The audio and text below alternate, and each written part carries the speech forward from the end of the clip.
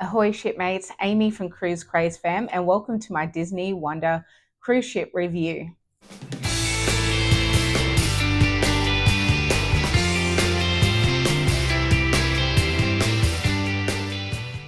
So first of all, a little bit of background on the Disney Wonder.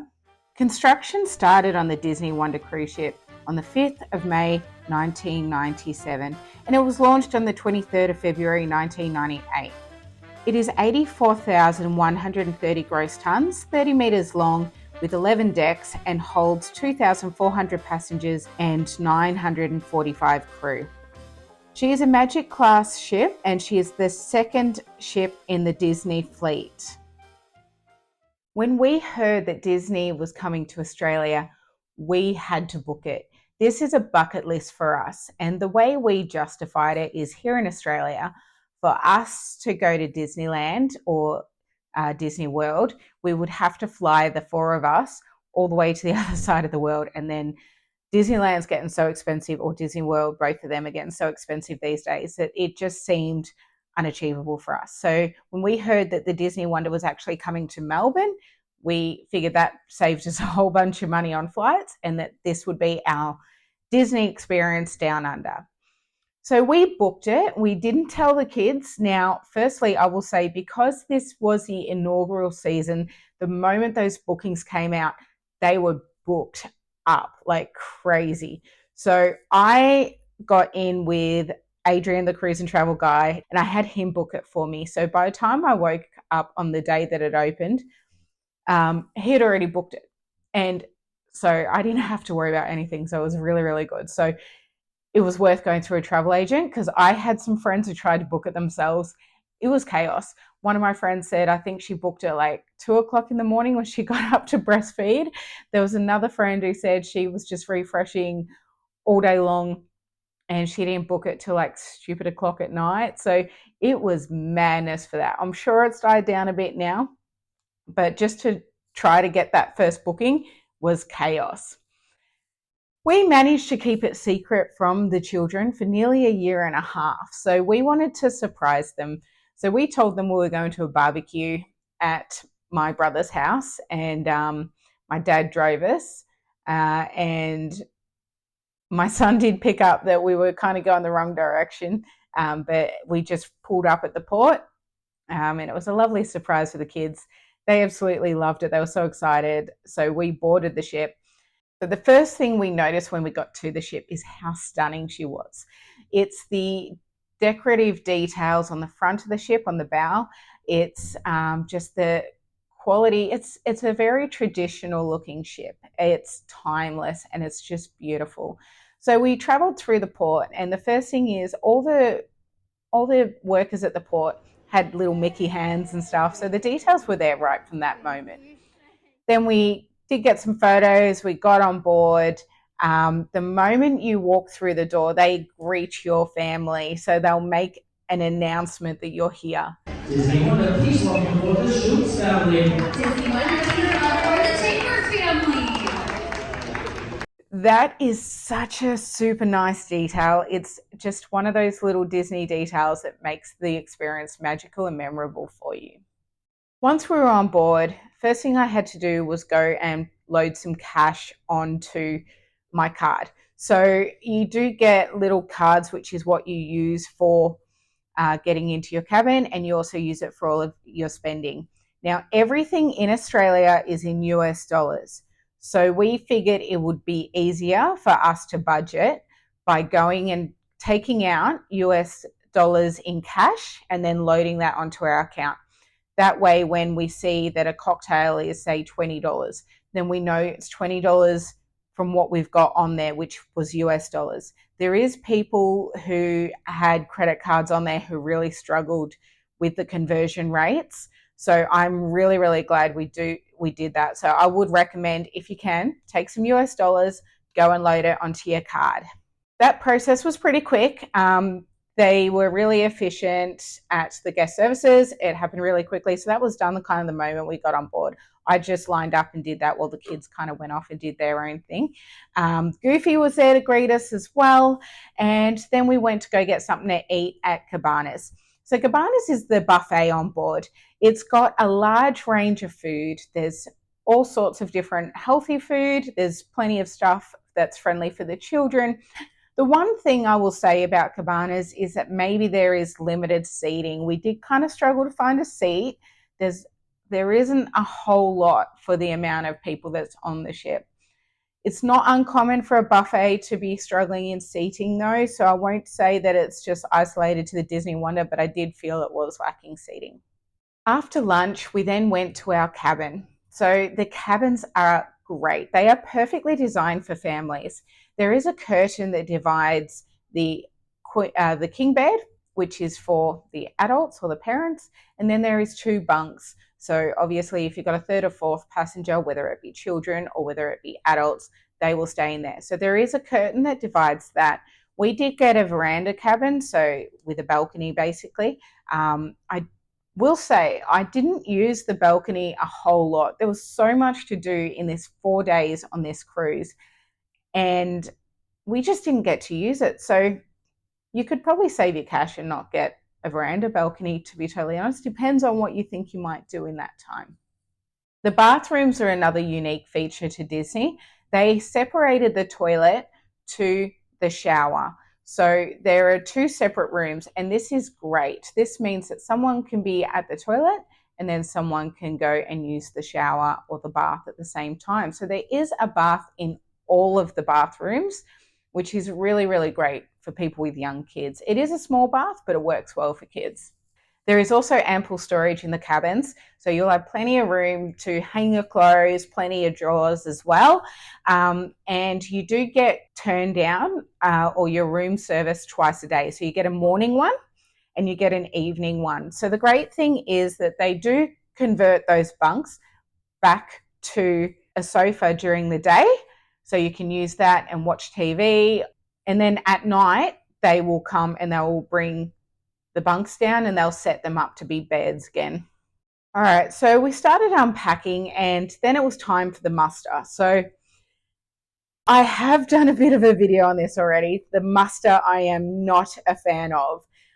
I understand that this is a legal requirement by marine law, and so it should be, because obviously in the case of an emergency, you need to know where to go to find your lifeboat. Now, cruise lines since the pandemic have changed the muster to a new e-muster. So generally they'll send you straight to your muster station. They show you how to put on a life jacket. They'll tick your name off. They'll tell you to watch a video, and then off you go and you enjoy the rest of your cruise. On the Disney Wonder, we got sent to our muster station, which was up on deck. We were on, I can't remember what deck it was right now. I think it was like deck 4. And so we went out there and we had to line up with everybody else from that muster station. They crammed us in shoulder to shoulder with strangers and made us stand tallest to shortest. So Peter, myself, Ty, and Alira. And then we had to stand there for about 20 to 30 minutes while we were waiting on absolutely everybody from that muster station to be there, shoulder to shoulder with strangers. And eventually they showed us how to put on a life jacket and then go about our cruise. But with children who do not want to stand still, which I do not blame them, it really just sucked the fun out of the day and it was quite exhausting. So to me, it really dampened the Disney experience for the first day. So I am not happy about that. I do think that's something that they should change. I don't think there's any reason for them to do that, other than maybe it takes less crew members. I don't know. I don't know what their reason is, but they are.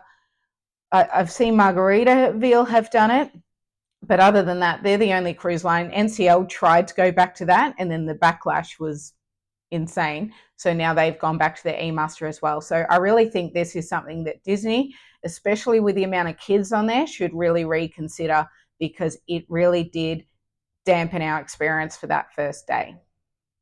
Anyway, so once we were done with the muster, we head straight up to deck 9, the Lido deck, for the Sailor Wave. The Sailor Wave was so fun, so upbeat. They had a cordoned off section for the children so the children could stand there and watch. I believe you had to be 12 and under to stand in that section. And then the rest of us, we had a pretty good view. All the characters come out and dance, and it's a lot of fun. So that was a nice way to kind of start the cruise as we left the port. Everything for you to do is on the Navigators app. So make sure you download the Navigators app. You will use this before you get on the ship as well to make all of your bookings and everything. But then once you're on, then you can see your itinerary for the day. You can see your account and your spending. It's super useful to have. You'll also be told where your dining room is and what shows are on and at what time. All right, so let's talk dining now. So the way it works on Disney is you've got rotational dining. There is 3 main dining rooms. So you've got the Animator's Palette, you have Triton's, which is an aerial theme, and you have Tiana's Place. They are so beautifully themed. The food is kind of themed towards it as well a little bit. And the waiters will follow you around each night. So you will have the same waiters every single night, which is really nice because you get to know them, they get to know you. The first night we did eat at Animator's Palette. So when you first walk into Animator's Palette, everything is black and white. There is no color, including the waiters' outfits. And then you sit down, they have a sheet there for you to draw on. So you draw your little person, and then throughout the dinner, the room starts to come to life, the color starts to come, and then there's a nice little performance at the end where all those characters that we drew, they came to life and they started dancing around the room. This was so much fun. This is probably why it was our favorite. They also had TVs running, or they had the TVs with different Disney characters and shows and stuff running, which kept the kids entertained as well. So it was very interactive, and the kids absolutely love seeing their characters come to life. I really loved Tiana's. It was New Orleans themed, obviously, from The Princess and the Frog. And there was little beads on the table. There was a little lily pad. There was just nice little details everywhere. But Tiana came out and sung. There was a nice band there, a jazz blues type band. And Tiana came around and met everyone. So she came around every single table and just said hi to everyone. She was happy to get photos with you as well. And the food in there was probably my favorite because I do like Cajun food. Triton's is probably the one that people get least excited about, just because there's not really anything interactive there. There's food, and the food was okay. It wasn't anything amazing, but because there was no real interactive anything, there's nothing really special. The dining room was nice, but there was nothing really amazing to say about it. There is 2 dinner times. There is 5:45 and there is 8:15. The early dining does fill up really, really quickly. So make sure when you book, if you want that early dining, book it straight away. It may not be available depending on whether it's booked up or not, because it is the most in demand. Most people with children do want the early dining, and a lot of adults, sometimes they do want the early dining, but if they want a bit of a break from the children, the 8:15 dining time is perfect for you. So breakfast is served daily at the Triton's restaurant. It's roughly 7:15 to 9 o'clock. I'm not entirely sure. I can't remember off the top of my head, and there's been some conflicting information about what time it was. So I'm not sure exactly what time it was, but it was roughly around those times. And I remember it was too early for us. When you've got the kids up super, super late, it was too early to wake them up. I do wish they did more of a brunch rather than breakfast. But you can go to Cabanas. Cabanas is open from about 6:30 till 10:30. Then lunch is sometimes available also at Tiana's Place. So check the Navigator app to see if it's on. But we did go to lunch at Tiana's Place. We did quite enjoy that. We just love being in that restaurant, and it's a lot less chaotic than trying to go to Cabanas and queue up with kids and find a seat. So we prefer a sit-down meal personally. There is also 24-hour room service, which is included in the cost of the cruise. Other included quick service food options that are up on deck, They are generally available from about 11 a.m. till 6 p.m. So you have Pete's Boiler Bites, Pinocchio's Pizzeria, which runs to late. I did get that at around midnight one night after one of the deck parties. Daisy's Delights, ice cream, and Sully Sips for an additional cost, varying from about $4 to $7. There is an upcharge restaurant, Parlo's. You can do a brunch at Parlo's. It's about $60 per person, or you can do a dinner for $60 for a set menu, or there is a new Parlo Prima Notte menu, which is $85. There is also unlimited free soft drink, coffee, tea, and hot chocolate. There is a station up on deck 9, that you can go and refill at any time. You can also get your free drinks from Cabanas if it's open. Let's talk about the kids' clubs now. So there is the Small World Nursery for 6 months through to 3 years.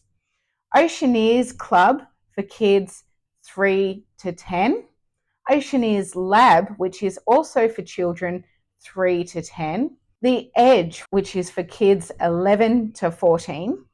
And Vibe, which is a teen club for 14 to 17-year-olds. You can check the hours on the Navigators app.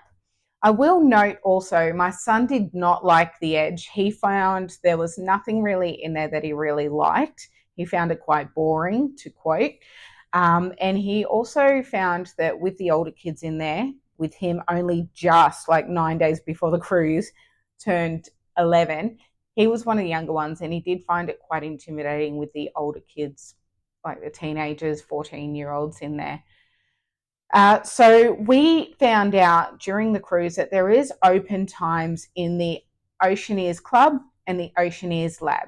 So these open times, you can come in as a family and enjoy some time in there and some play in there together. So once we found this out, we made sure we did that. So we went in there with both of the kids. They could play together. Ty loved the Oceaneers Club. So there was a lot more in there that would suit him, but unfortunately they recently changed it from 3 to 12 to 3 to 10. So now, unfortunately, he no longer belongs in that club. But we did really enjoy the arts and crafts at the Oceaneers Lab. Entertainment. So you can find your entertainment on the Navigators app every day. One day I remember checking it and there was 220 activities on there for the day. That's insane. So there was so much to do. Some of the activities included arts and crafts, character meet and greets, trivia, silent discos, karaoke, drawing classes, shows, and parties. Other entertainment, there was a movie theatre, the Buena Vista Theatre. There was different movies running at different times. In addition to that, there was also Funnel Vision up on deck 9, which runs movies all throughout the day. While I'm talking about shows, the shows we saw in the theatre on our 4-day cruise were Golden Mickey's, Frozen, and Dreams. They were all magical. The talent of those singers and dancers was insane, and they had a great way of making it an experience. Little things like bubbles coming from the ceiling and then the walls lighting up, it really made it really, really special. I will say you do need to get there early. We got there pretty much on time, maybe like 2 minutes late, which was our fault because we went to the wrong theatre on the first day, but we had to stand in the aisles. That's the only way we were able to see it, and it was not ideal. So the next time we went to the theatre, we're like, we'll get there a half hour early, and we're still seated towards the back. So last time we got there 45 minutes early, and we were seated kind of about midway. So it's extremely popular, and it does fill up. So if you want to do that, make sure you go early. Now, the deck parties, of course, you've got your Sailor Wave on Embarkation Day. You also have Marvel Heroes Unite, which includes fireworks. And you also have the Pirate Deck Show, which also includes fireworks. So make sure you go to those. Again, I will say it gets super, super packed up there. So try to get there early if you can. We didn't on either of those, and we could barely see anything from where we were standing, but just being able to see the fireworks was magical enough for the kids. Now, I'll go back to the character meet and greet. So, with the character meet and greet, same thing, lines, lines, lines, lines. You are expecting a 1 hour wait when you go to these characters. Now, we did get told it was probably worse in Australia. I don't know if it's because it's the inaugural season and it's a rare thing for us to get these ships, and it was a lot of people's first time, but everybody wanted to see the characters. And I thought that maybe towards the end of the cruise that the lines would slow down, and they did not at all. There was always minimum 30-minute wait, and yeah, most of them ran up to about an hour wait. So you have to go there expecting that there is a wait. So what we found worked best for us is one of the adults would stand in line, the other one would go keep the kids entertained, and then when we got closer, then we would message each other on the app, and then they would come, and then we would go and do the photos. So that way the kids weren't having to wait around for an hour with us. Other activities that you can do on the cruise for an additional cost is a Royal Court high tea. This one is $250 US for children. So children being 3 to 12, or it is $79 for adults or 13 and older. Now, we didn't do the Royal Court, so we can't speak from experience, but you do get gifts included in that cost, and the characters come out and you get to meet them as well. I've heard it's a really lovely experience, but it's extremely pricey, and especially with the Australian to US dollar conversion, it probably was a bit more than we were willing to spend, I'd say. But we did do the Bibbidi Bobbidi Boutique. And again, it wasn't cheap, but we figured this was probably our only time on Disney, at least for the foreseeable future. So we thought we'd go all out and we'd treat Alira to the Bibbidi Bobbidi Boutique, and she absolutely loved it. She really did feel like a princess. From the moment you get there, the stairs even are magical, and so Alira felt special going up there and into the salon. Packages do start at $99 US, and we got the castle package, which is $199. So basically the difference between the castle and the base package is that Alira also got to pick her dress. So she picked her dress, she got to try it on, and then she came out, and then she got her little makeover. So you've got nail polish, makeup, and they give you some pixie dust at the end, which is basically just glitter on the hair to make them feel magical. As a part of this cost, you do also get some gifts. These gifts include a satchel that it all comes in. You get a hairpiece, dress, makeup, jewelry, tiara. She got a box bag and some nail polish. For the adults, there is a spa and a gym available on board. I didn't use the spa, but I did pass through it to go to the gym. The gym was really cool. It wasn't massive, but it was definitely big enough. And it looked out over the bow of the ship. So there was a pretty cool view from up there. As for the wet areas, so at the aft of the ship was an Aqua Lab and Mickey's pool. These were great little fun areas with lots of little splash pads. There was a water slide, and there was a nice small wading pool. So it was a lot more shallow. So it was better for the younger kids. And honestly, I do wish all ships would have a wading pool like this that's suitable for the younger kids so that they can play and touch the bottom of the pool. At the midship, there is Goofy's family pool and 2 whirlpools. So this is your deeper pool that's suitable for the whole family. It's also where Funnel Vision is. So you will see the big screen up there. This pool does convert to a stage. So there is kind of a bit of a cover or deck that comes over the top of it. And then they use it for the events like the Sailor Wave and the Pirate and Marvel deck parties. There is one more pool at the front of the ship, which is the adults only area. So this is 18 and older. There is 2 whirlpools there as well. Children can pass through, but they cannot stay there. There is also the wide world of sports, which includes table tennis, basketball courts.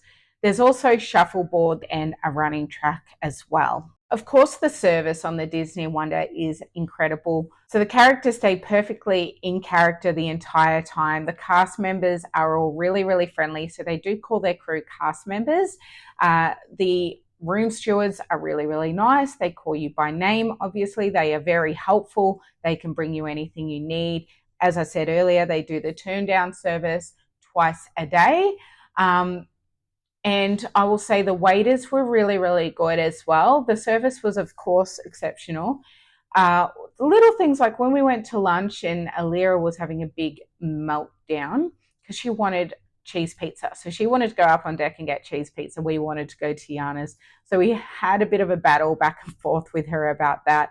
And the waiters were insisting on going to get it for us, which was really lovely, although according to Alira, we had to go get it. So Alira and I went and got the pizza, but they were very insistent. And then when she wanted more pizza, they were quick and happy to go get it. There was also one other night, the pirate night, that Alira was so overtired. She did not want to go to dinner. So we ended up going back to the cabin and going to sleep instead, or she had a nap and they brought the food that we had ordered to the room, which was really, really lovely.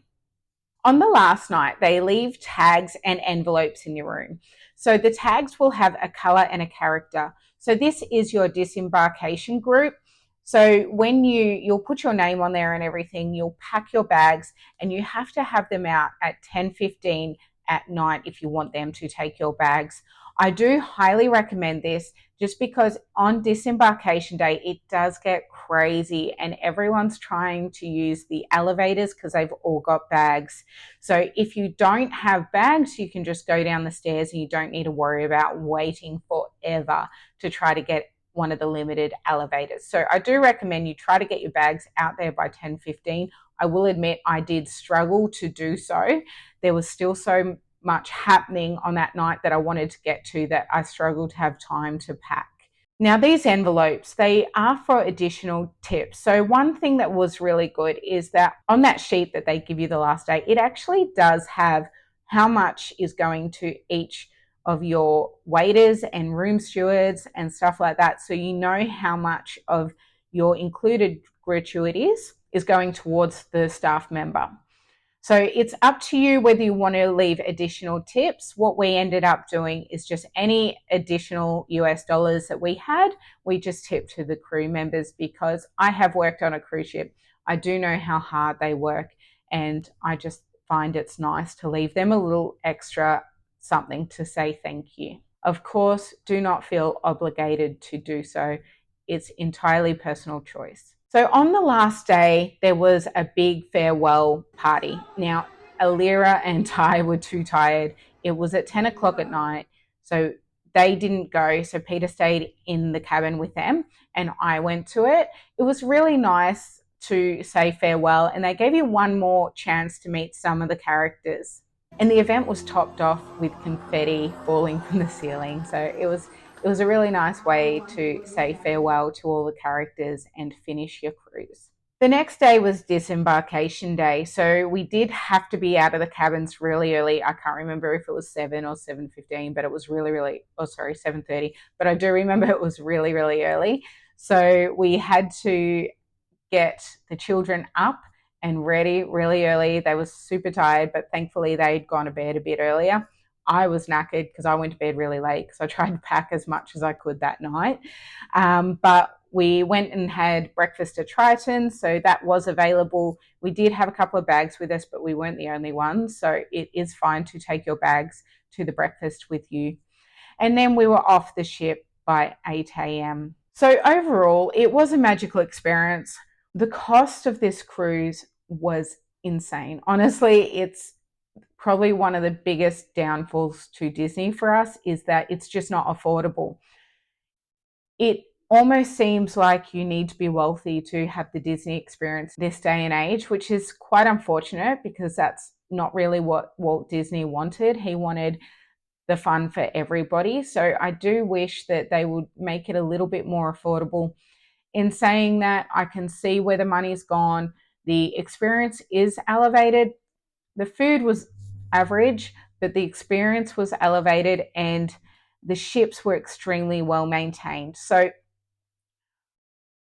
whether you get what you pay for, I don't know if I'd say that for the Disney Wonder. It was just so expensive. So we paid for a 4-day cruise for the 4 of us in a veranda cabin.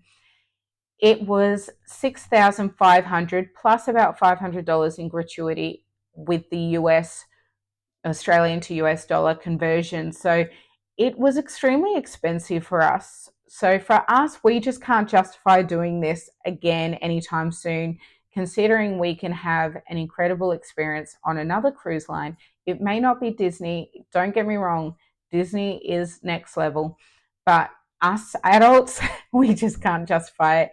Whereas my daughter keeps asking, when are we going on the Disney ship? When are we going on the Disney ship? So maybe one day if we win the lottery or something, but at this point, it's not worth it for us.